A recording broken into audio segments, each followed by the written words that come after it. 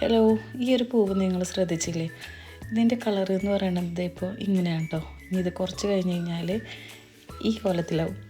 അപ്പം ഞാനിത് ഇപ്പോഴാണ് ശ്രദ്ധിച്ചു തുടങ്ങിയത്. ഞാൻ വിചാരിച്ചത് ഹൈബ്രിഡ് തൈകളായിരിക്കും. അതുകൊണ്ടായിരുന്നു ഞാൻ ആദ്യമൊന്നും ഈ ബോഗൺവില്ല പ്ലാന്റ് ഒന്നും ഞാൻ അങ്ങനെ ശ്രദ്ധിച്ചിട്ടുണ്ടായിരുന്നില്ല. കാരണം എനിക്ക് അത്ര വലിയ താല്പര്യമില്ലാത്തൊരു പ്ലാന്റ് ആയിരുന്നു ഇത്.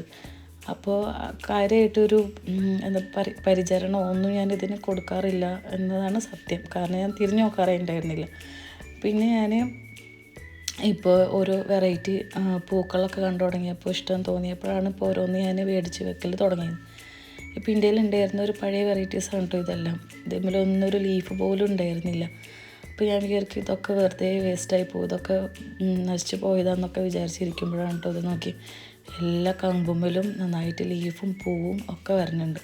അപ്പോൾ ഇതാ പറഞ്ഞത് നമ്മളൊരു പ്രഡിക്റ്റ് ചെയ്യാൻ പറ്റാത്തൊരു ചെടിയാണ് ഈ ബോഗൺവില്ല എന്ന് പറയുന്നത്. അതേപോലെ ഇത് ഈ ഒരു പ്ലാന്റിൻ്റെ ഫസ്റ്റത്തെ ലീഫ് കണ്ടില്ലേ, ചില്ലി റെഡ് പോലെയായിരുന്നു. ഇപ്പോൾ ഇതിൻ്റെ കളർ വ്യത്യാസം നോക്കി ഈ ഒരു കോലത്തിലായി മാറി.